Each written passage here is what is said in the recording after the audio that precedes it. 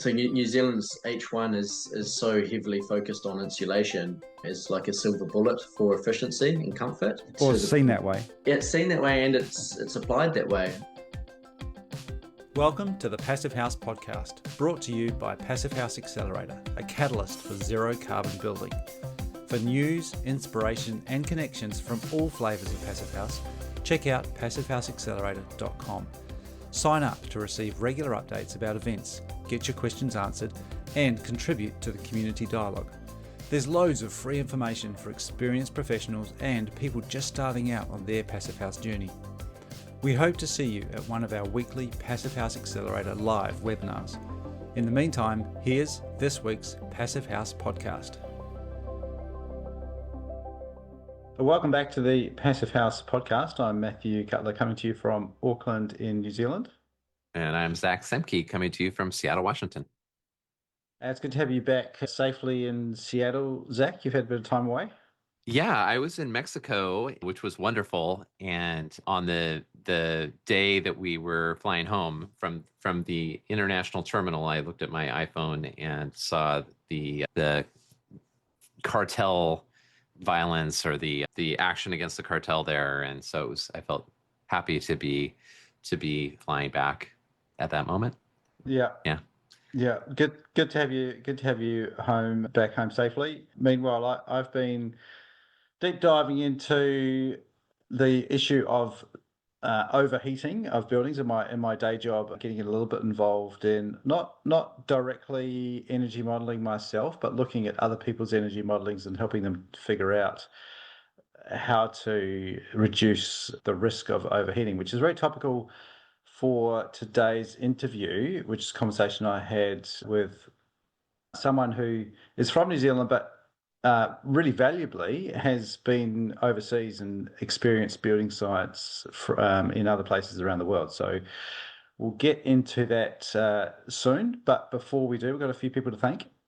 Indeed. So first I want to thank our sponsor of the week, Proseco, for making everything possible for us at Passive House Accelerator, including this Passive House podcast.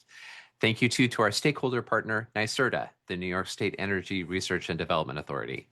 Thanks to our founding sponsors, 475 High Performance Building Supply, Ingui Architecture, Partel, Rockwell North America, and Zola Windows. And thank you to our champion sponsors, Bewizo, Cascadia Windows and Doors, European Architectural Supply, Icon Windows and Doors, Intelligent Membranes, LG Air Conditioning Technologies, Proseco, and Source 2050.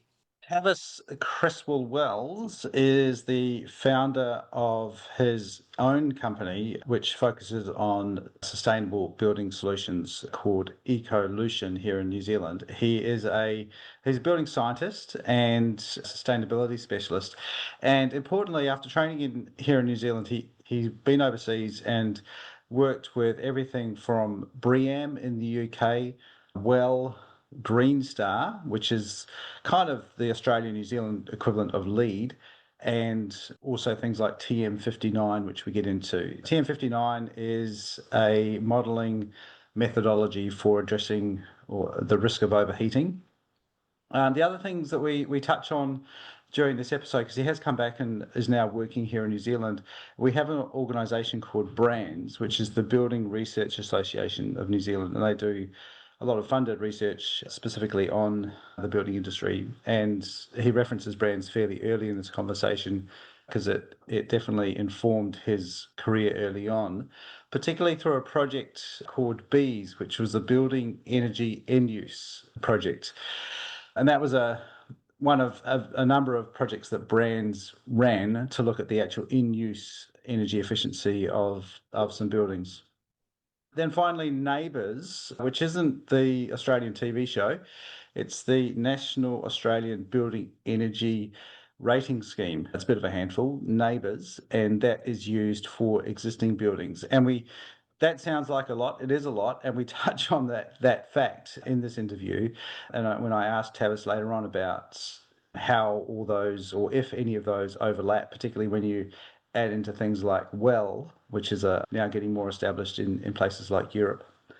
And then finally, some specific parts of the building code here in New Zealand. We have H1, which is the clause of the building code that deals with energy efficiency, and that's most similar equivalent is Part L in the UK, which is their part of their building code, building regulations over there. And we talk a little bit about the differences between those. So a bit of alphabet soup there. So we'll cover that off, and let's get into my conversation with Tavis Creswell-Wells.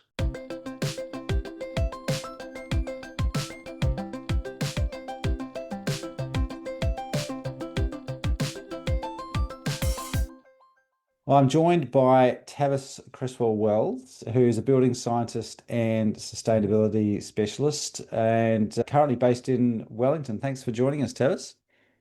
No worries. Good to be here. Tell us a little bit about how you became a building scientist, because it's not that common of a thing here in New Zealand. Yeah, it's an unusual one. Everyone gets pretty confused, looks on their faces when I tell them what I do. Most seem to think it's some kind of structural engineer for some reason, but not so much. Yeah, I finished high school and went into university thinking I quite like the idea of becoming an architect, as many do. So went to Victoria in Wellington and did first year architecture, and was a little bit surprised what it was all about, but a lot more kind of artistic oriented than I was expecting, which was more of a technical, I guess, approach, coming from an engineering family especially. So after first year, I looked what else was in the school available and saw this building science thing, which I didn't know anything about, but it seemed more up my alley with the more kind of technical and analytical approach.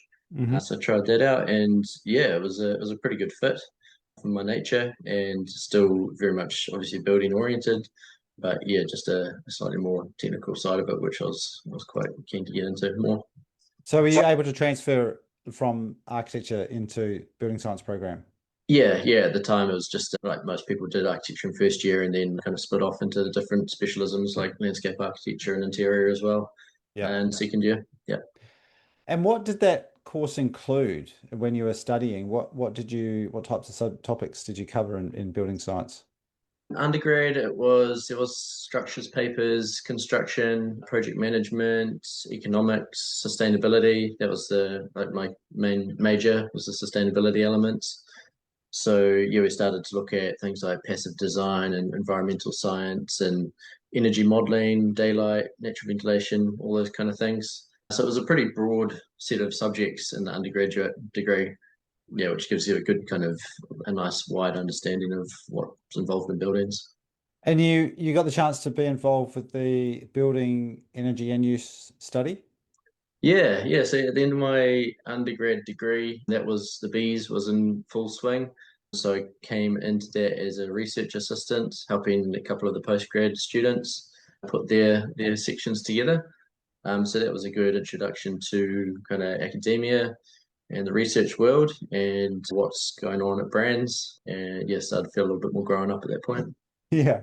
For those that haven't heard of the building energy and use study, can you give us an overview? Well, scraping the memory. I think it was a deep dive into the types of buildings that we have in the existing building stock in New Zealand, what they were kind of made up of in terms of constructions and some design elements, and figuring out where they sat in terms of efficiency and ways that we could, on a large scale, improve the existing building stock. I think it was commercial and residential.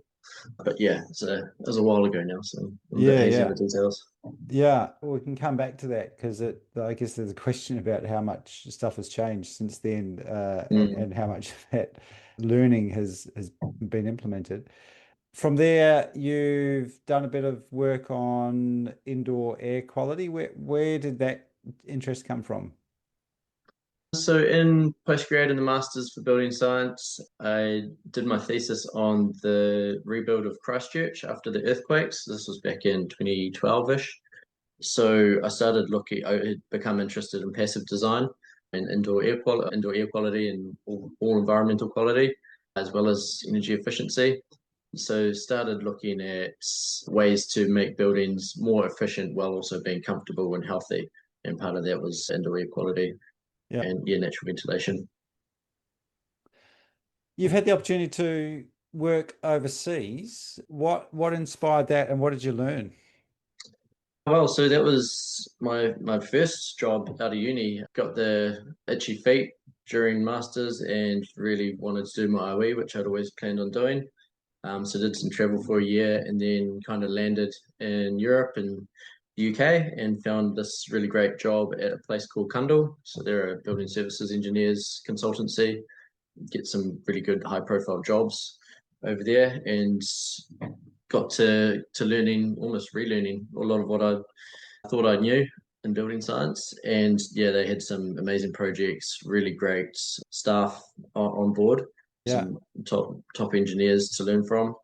And so yeah, I got kind of thrown in at the deep end with some really big projects and learning a whole range of different types of assessments that we don't really do in New Zealand, and I had not really learned at university. So that was quite a learning experience. Yeah, can you give us some examples of what was different? What did that feel like going from studying building science here, but actually doing stuff in a much different building environment? Yeah, so one of the first kind of wake up calls I remember was during my masters, I was getting quite a lot into daylight analysis and kind of getting to the point that thinking I was a bit of an expert on it. And then very quickly was brought back down to earth getting over there because pretty much everyone in the team already knew what I was talking about. Right. So I was like, oh, okay, just a small fry still. So that was a little formative moment to be going, just getting started. But yeah, in terms of projects, so I think within the first 6 months of being a graduate, I was given one of the top banks in Europe, building an HQ in London. So I think it was 60 or 80,000 square meters, enormous, very, very expensive building. And they put me on as the modeler. So I had to learn very quickly how to do very complex energy models and also thermal comfort and daylight and all sorts of different energy models. And had you done that type of energy modeling prior to that? Like, was that part of building science training here? Yeah, more so in my master's because of the subject that I'd chosen.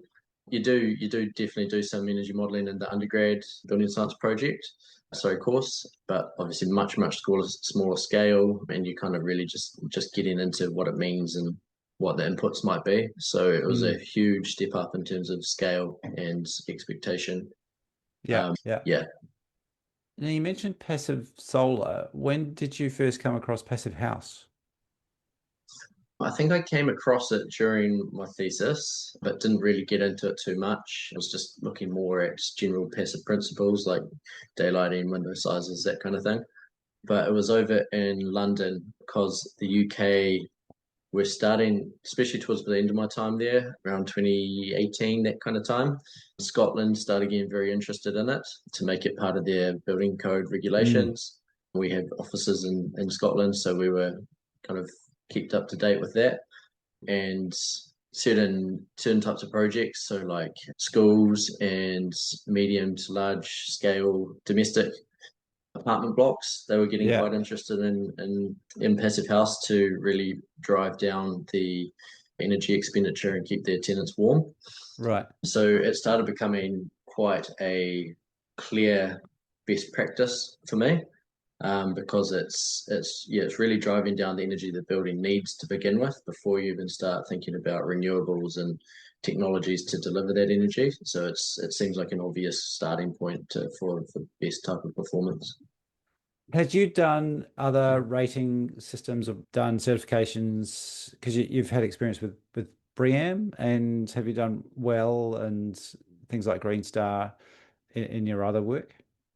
Yep. So we learned a little bit about Green Star back at uni, and then over in the UK also. So we did Part L, which is their section of the building code similar to our H1, dealing with emissions rather than energy directly. And so that's when you get into the EPC side of that. That's a bit of a rating system. Yes, BREEAM, so equivalent to Green Star, similar in a lot of ways. And WELL as well. So the company I worked for, they actually did the first WELL project, the office that we moved into while I was there was the first well project in all of Europe. They were the market leaders in that, and then we just really, they drove that home, so we were getting lots of well projects, and I got to work on or lead one while I was over there, which was a kind of, I think it was a 6-story office refurb in the middle of London. Yeah. So that was great experience to kind of be one of the early adopters of that. Have you thought much about how all those tools either overlap or contradict each other in any ways, or how do you think about knowing and having experience with all those? How do you think about all those various certifications and tools now? It's a complex one because, so for example, BREEAM and WELL had a number of the features and credits that overlapped. So they'd have official crosswalks between the two. So if you're kind of achieving the criteria for WELL, then you automatically achieve that credit for BREEAM. So that was quite well set up there. There are other ones that you could potentially push in that direction to streamline projects and save cost and all that kind of stuff. But there's often such nuance in some of the criteria and the standards that each one applies that it can get quite difficult to make that streamlined. And yes, sometimes they really dive into the weeds and get quite complex. So it's trying to simplify it to a point where you can apply it to multiple project types in a way that makes sense is quite difficult. How do we make sense of all that in the local context back here in New Zealand? After you've had all that experience, you've seen kind of where things are heading in different climates. What do you think are some of the biggest priorities right now in New Zealand, and what can we take from that, all that breadth of knowledge you've got from those different rating tools and certifications?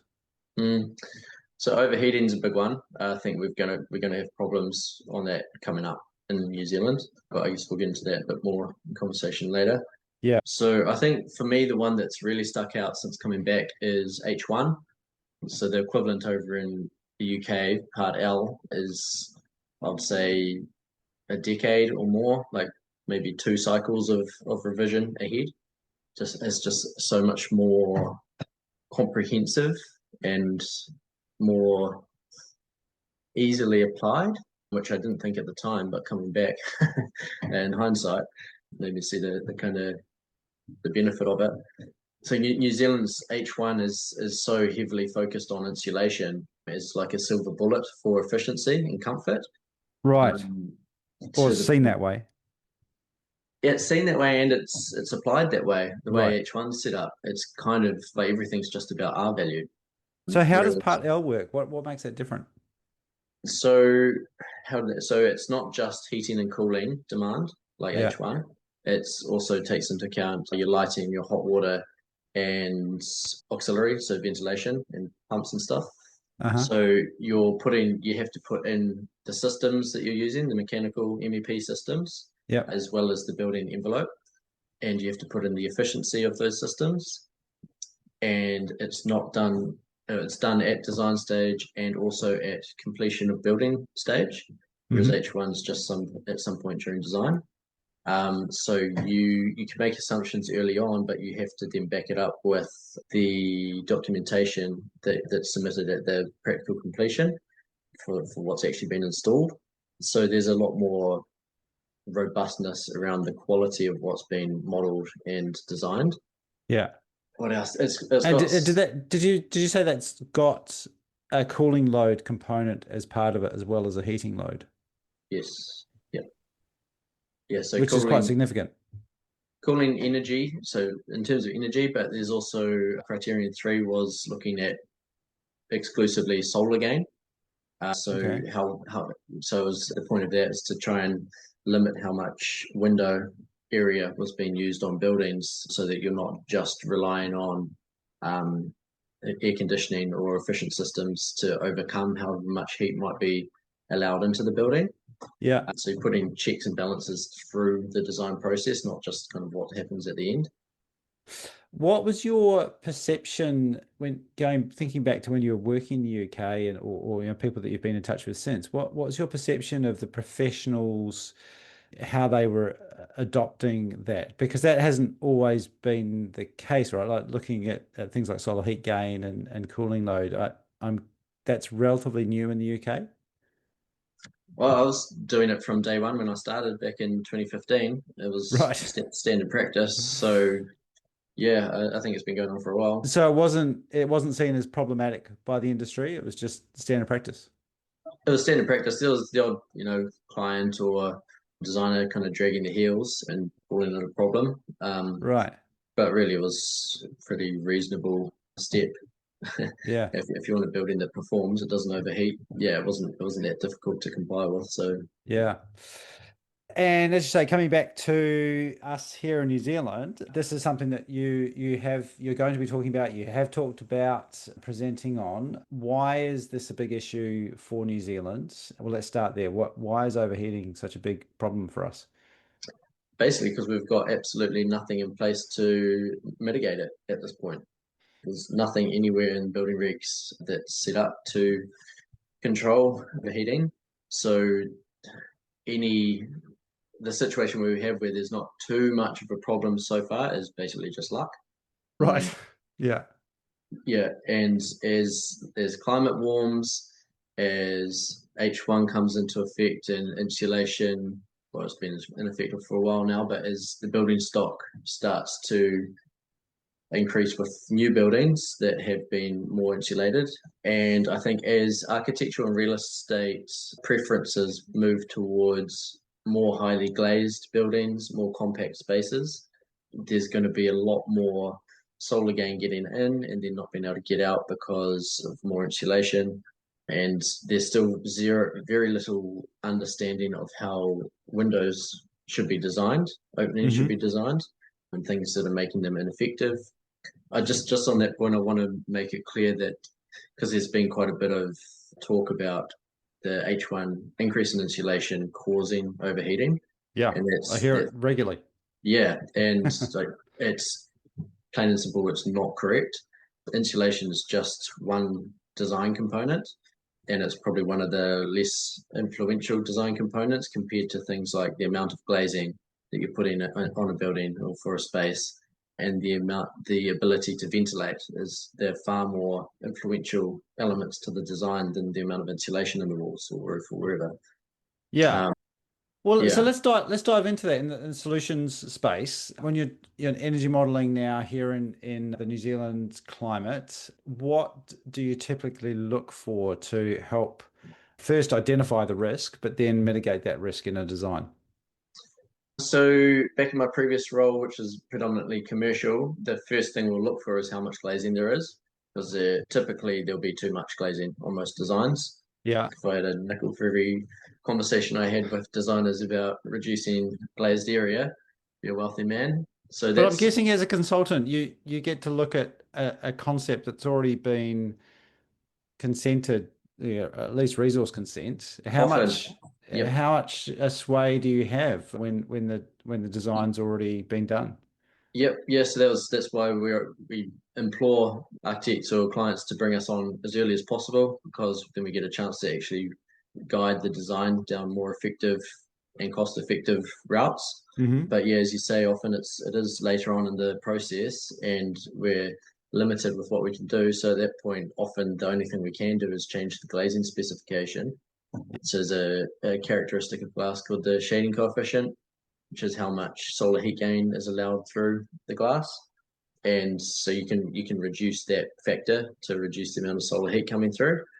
But that should really be a tweak at the end rather than the whole, like all your overheating control coming through the specification of the glass. Right. And so this is, and I always get confused with things like solar heat gain, G values, solar factor. I think they all are slightly different, but there's a lot of confusion out there in the marketplace about how to specify glass for reducing the amount of heat that's coming through, which is also different from the amount of light that comes through. Yep. But you're saying that, so you do have a lever there, but it's perhaps not the biggest lever that you have, or the biggest factor that in the design that could be implemented. Yeah, it's because it's not a lever that you can move without influencing other aspects of the design and the performance. So Right. basically, if there's a fully glazed facade and it's going to be too much solar gain and too hot, you would say reduce the shading coefficient, which is very similar to the G value or the solar heat gain coefficient. So same in principle, but some nuances.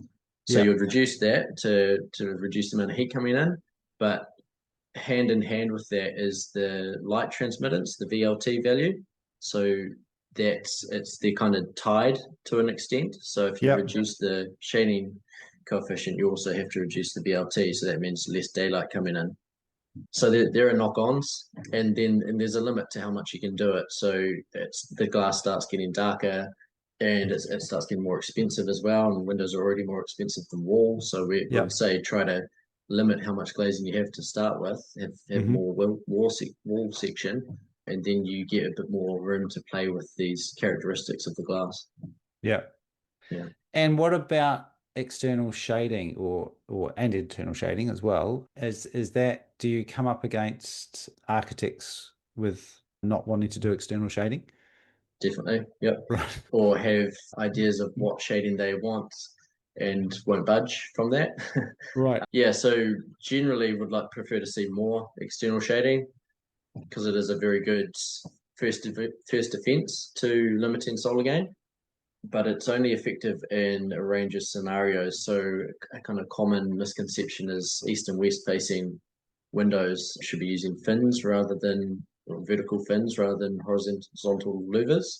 And that's kind of not necessarily any more effective because the sun angle tends to be lower, kind of perpendicular to the glass. So anything sticking out from it isn't necessarily doing much shading at all.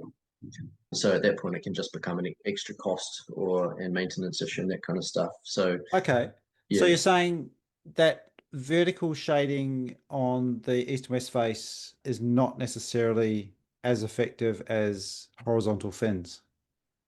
Well, the general understanding seems to be if you've got east or west facing windows, then vertical fins will be more effective than horizontal louvers. Yeah. Which in some cases will be true, but certainly not all cases. So like what I'm saying is you need to not just use it as a automatic solution, but go through a modeling process for both daylight and solar gain to figure out what angle and what configuration actually improves the performance rather than just kind of assuming that because they're there, then everything will work. And how much of that still is guesswork or has to still be guesswork versus what you can actually do with daylight modeling and looking at really site-specific shading and those sorts of things? Can you actually accurately determine that now? Do we have those tools? Yeah, certainly. If you go into dynamic modeling, yeah, you can get very accurate predictions or estimates, not predictions, let's go estimates of what, it depends what you're looking at, whether it's watts per meter square of solar gain, for example, or resultant cooling from solar coming through that window. Yeah, you can get quite accurate and very useful information to then inform and drive the design forward. Yeah. So definitely technically feasible, but it's just a case of being asked early enough to do that analysis, and then I guess someone having the budget to pay someone to do that analysis early on. Yep, those are key.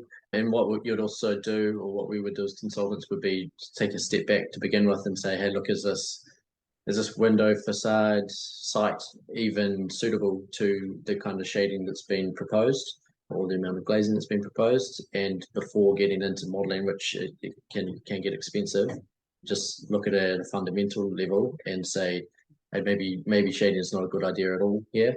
Or maybe, hey, there's a window around the corner that's probably the one that needs more attention, something like that. So rather than just kind of diving in and into the weeds, you have a look at the principles of the design and begin there. And I guess all of that within the New Zealand context relies on someone being motivated to get a building that actually performs well, because none of that is necessarily required at the moment in our current code.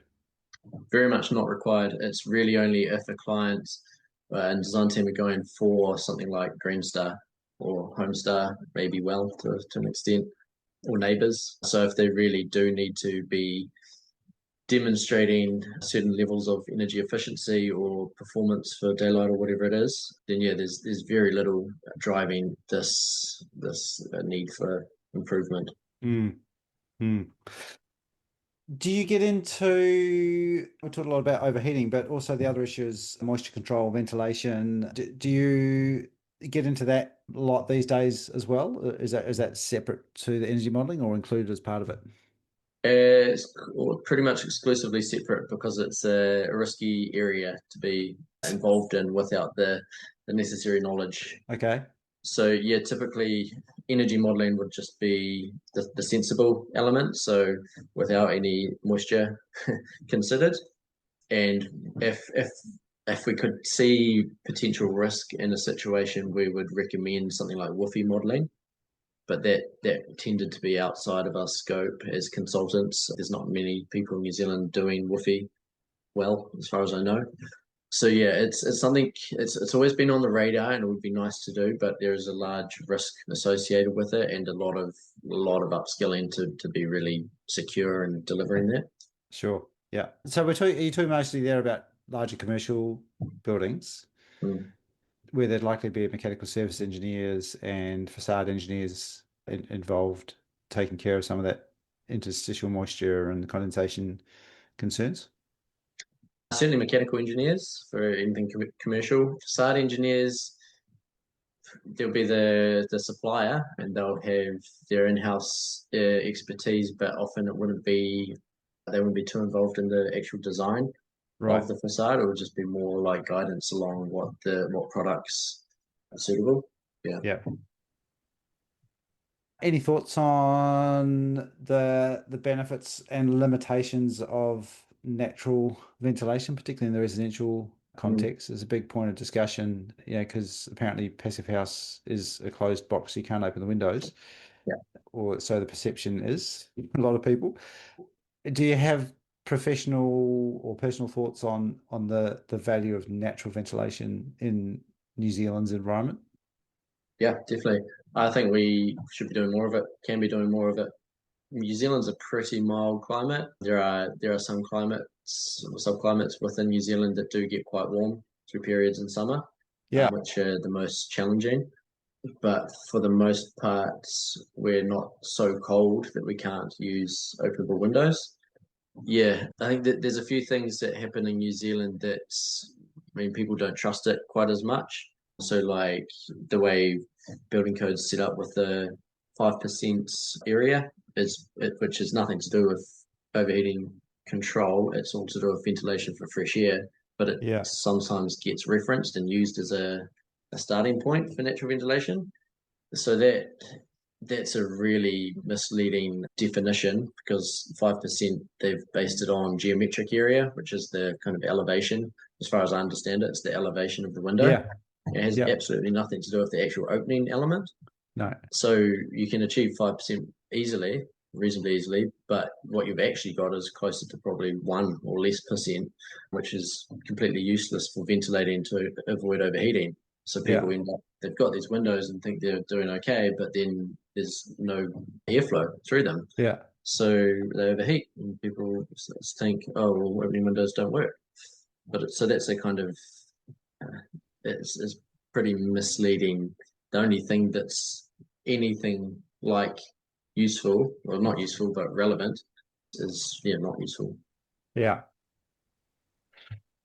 Staying on the theme of overheating, you've talked about some of the limitations of things like PHPP. What advice do you give or what suggestions do you have about dealing with, well, what are some of those limitations and how do you overcome that for looking at overheating?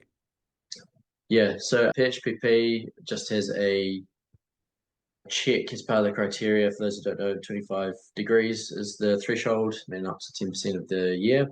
This 10% is, first of all, quite large compared to other methodologies that are out there. And 25 degrees is based only on air temperature, as far as I can tell. So there are something like the mean radiant temperature, as in the heat coming off glass and other surfaces, also affects the temperature in a space and what we feel. So immediately there's a kind of limitation in just the description of what temperature is in PHPP. So that's one element. But I think that the bigger concern is that PHPP is a single zone modeling software. Yeah. So it assumes all spaces are one, Yeah. which obviously isn't reality for buildings. Yeah. So it kind of averages out what the temperatures are across the space, whereas it's quite possible that you'll have one or two spaces in a house that are facing either north or west, likely, that are quite a bit warmer, at least during periods of the day and year. So while the PHPP model and check might be saying it's okay, there might be a space or two that are not, that are getting quite warm. So that's why other software we can model zones individually can be beneficial as an added check. So what I'd recommend is, if there's any hint of overheating issues in PHPP, like over 5%, then you should also be using something like TM59, CIBSE TM59, which is bespoke residential overheating risk analysis. Right. Yeah. Okay. So PHPP first. If it's more than 5% overheating over 25 degrees, then you say, okay, I think I should check this using TM59 to identify any areas that might be particularly uncomfortable. Yeah, roughly speaking, you'd want to take it on a case-by-case basis. Yeah. And also have a looking at the plans and the elevations, just see which spaces may stick out as overheating risks. So anything kind of north facing that doesn't have much shading, or west facing bedrooms are often a danger point, because they will overheat as you're going to bed. And there's no kind of nuance in PHPP to say what time the overheating is occurring. Right. As anyone who's tried to get to sleep on a hot night knows, it's very uncomfortable, and there's not much you can do to escape it. Your fan can only do so much. So those are kind of the situations where issues will arise, or most likely to arise. Is TM59 hard? No.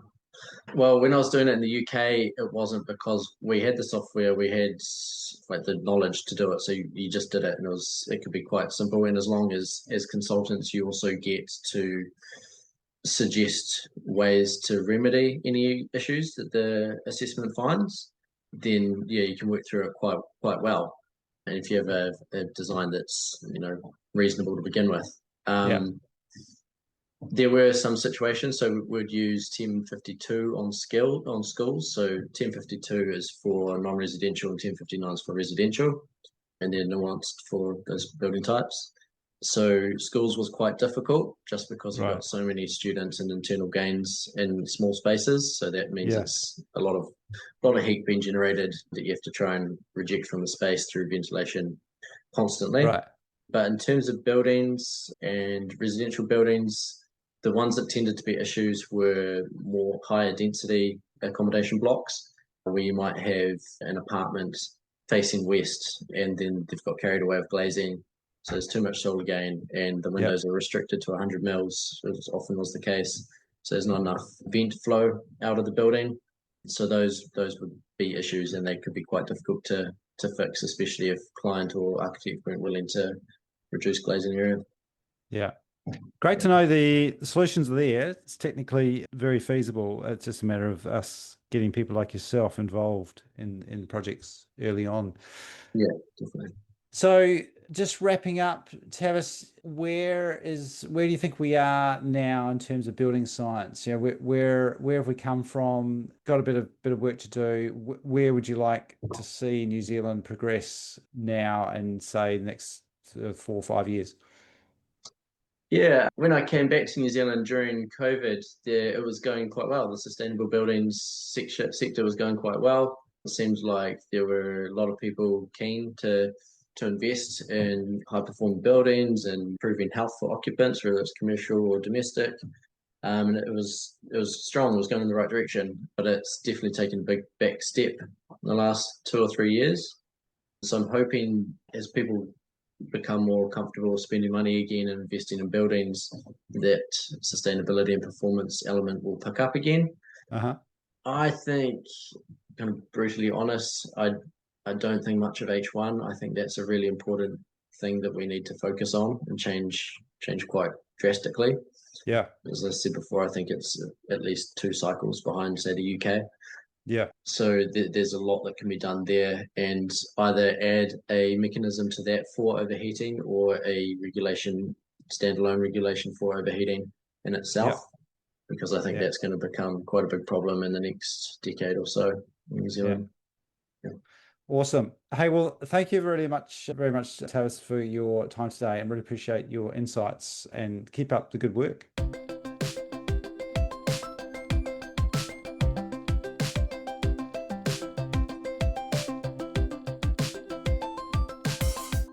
And that was Tavis Creswell-Wells. Really great to catch up with him. I actually first came across Tavis when I saw an ad for a session that he was doing, it was done now a couple of weeks ago as we're recording this, which was specifically on that issue of overheating, because it is becoming more of an issue, not just in passive house, but also across the board. And at least with passive house, someone's doing PHPP, they can identify that risk of overheating at design stage. But as Tavis mentioned, that only happens if someone is looking at the design, and we have nothing in the building code here in New Zealand to require people to look at that operating temperature throughout the year. There is something in the UK, that Part L, and I've looked at that a few times because I'm very interested in regulations around the world, building codes, building regulations that are starting to require addressing the risk of overheating. And UK is one of those. And so is Australia. There is something called Section 44 of the National Construction Code in Australia, which has a winter heating demand requirement, but also a summer cooling load requirements when you apply for permission to build as well. So and I'm quite excited about that, and suggesting that the places like New Zealand that doesn't have any requirement for looking at overheating could adopt some of that methodology into our building regulations as well, because it's becoming more and more of an issue. What were your thoughts from that, Zach? Well, one was that Tavis sure cut his teeth on some big projects early in his career. The scale of that work was really impressive. I mean, overheating is just so important, and when it comes to how buildings can help us become more resilient to the changes that are already afoot and are going to worsen, there's nothing, there's nothing more important than figuring out how to deal with the extra heat. And cities like Seattle, where air conditioning was just not something on anyone's radar just a few years ago. Now it's routine to have AC here, and of course we had that ridiculous heat dome that kind of blew our minds. So certainly in the Pacific Northwest, it's front of mind. But also, like, as you and Tavis dove into, we need to be thinking about buildings as systems as we are building new ones and retrofitting them, to ensure that we don't inadvertently make the problem worse.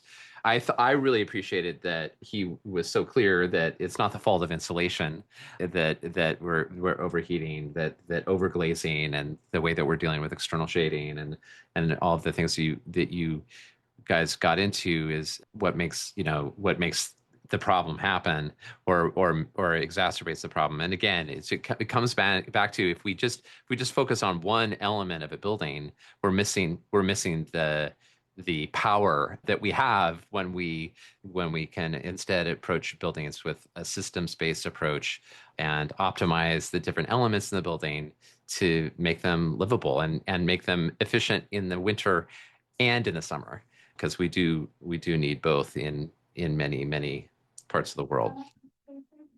That issue of getting in early in the project is such a challenge. I don't know how to do that. It's something that I grapple with regularly in my work, my daily work, because I often see designs that are fairly developed and think, oh, gee, if only you'd come to us earlier, we could have given some advice on this window to wall ratio, which is really causing problems, and it's often too late if we're doing it right at the end.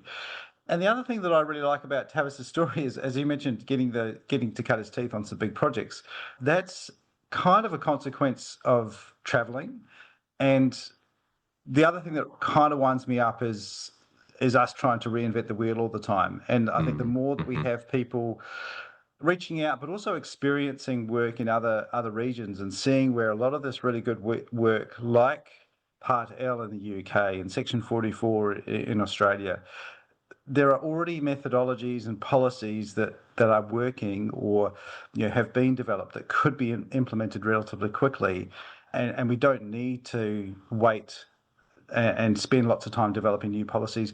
And the same with technology. Tavis mentioned that this is doable now. We've got the tools, we've got the technology to do daylight analysis and sunpath analysis on specific sites with local shading of other buildings and the natural environment that's around that building site. That's all doable now. So there's really not as many excuses these days for getting this stuff done at concept stage.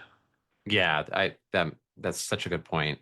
And so it's really important for us to be sharing these stories across the oceans, and it absolutely. definitely we're definitely even like, and I think it's helpful to remember that we have certain regions of the world where building code is further behind than other places, but the advantage that we have now is that so many places in the world have been grappling with these problems already and coming up with solutions. So yeah, you're right. Well, you mentioned sharing stories, Zach, and that's, of course, a big part of the accelerator. That's right. And also Reimagine. Yep. And what have we got coming up? Well, the big thing we have coming up that I hope that everyone will attend is our online conference on March 12th called Reimagine Buildings Multifamily. So this is 4 hours of real projects with sharing proven strategies you can use in your work. It brings together practitioners, owners, and researchers who are pushing comfortable, resilient, climate-ready housing from vision to reality. And this is a lineup of speakers that are luminaries in design and engineering and construction of big passive house buildings in New York and in the UK, in Boston, in Canada, in Texas. And they're going to be coming together to share what they've learned and ensure that people don't repeat any mistakes that folks have learned from along the way. So again, it's on March 12th, online conference. If you go to the Passive House Accelerator website, you'll see a nice, beautiful banner with a video on the top there, and you can click on the button there and get more details about it. And we hope you'll enroll. Welcome. Well, thank you very much. Thanks to Tavis. Thanks to all wonderful listeners. And we'll be back again next week on Passive House Podcast.